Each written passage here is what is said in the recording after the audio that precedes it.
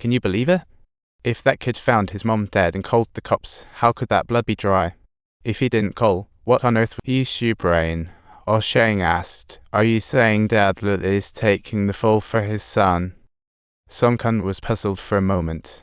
The next morning, Fat Tiger, while reading the paper, said, "Yesterday, I heard the new guy say that Won King seems to be dating Allah. The cops even asked me about it," Fat Tiger helpfully reminded. "Now the police have put Dad on the suspect list, better watch out." Won King suddenly recalled a less odd behavior. Was he trying to clear his dad's name? Fat Tiger sighed. "Your thought process is strange.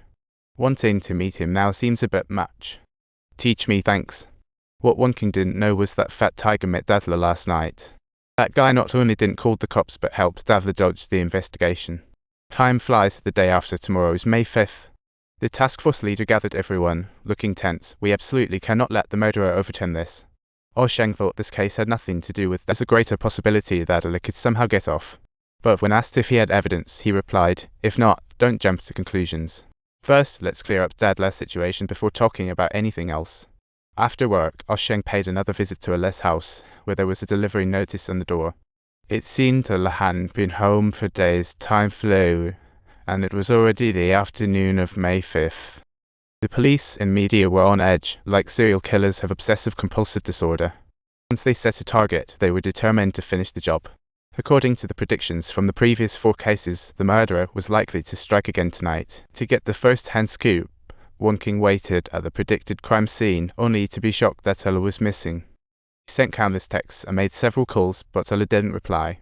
To make matters worse, it started to rain. The police set up defenses at multiple key locations, but Shinjuku was just too big to monitor everything. Time ticked by. Won King got a call from a colleague. "It's almost midnight, there's no killer, let's pack it up." He advised the others to head back. He decided to stay and wait, and just after he hung up, he spotted a flash of a raincoat. He glanced down at his camera. Realizing there was still some battery remaining, it immediately followed the lawn, turning at a corner. Peeking around secretly, he found there was no one nearby, and Won King trembled all over with fear. But mastering his courage, he raised his camera and slowly approached, asking, "What's going on here?" He even discarded his umbrella. Then he bolted, with the raincoat figure hot on his heels. Won King wanted to scream for help but couldn't catch his breath.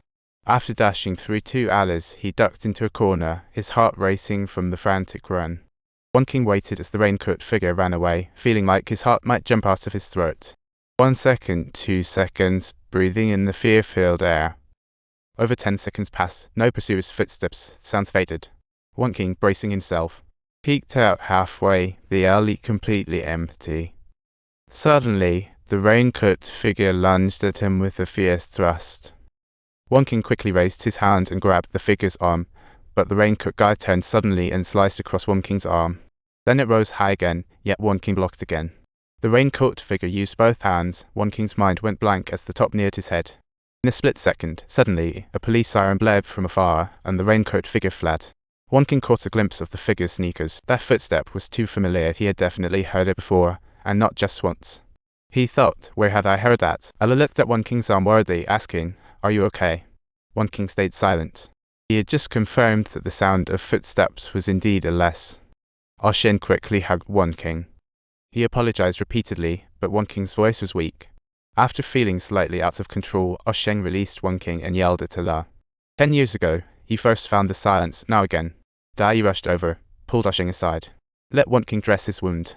Just as the paramedics were about to help, Song Kun yanked them away, and without hesitation, he snapped photos wildly with his camera.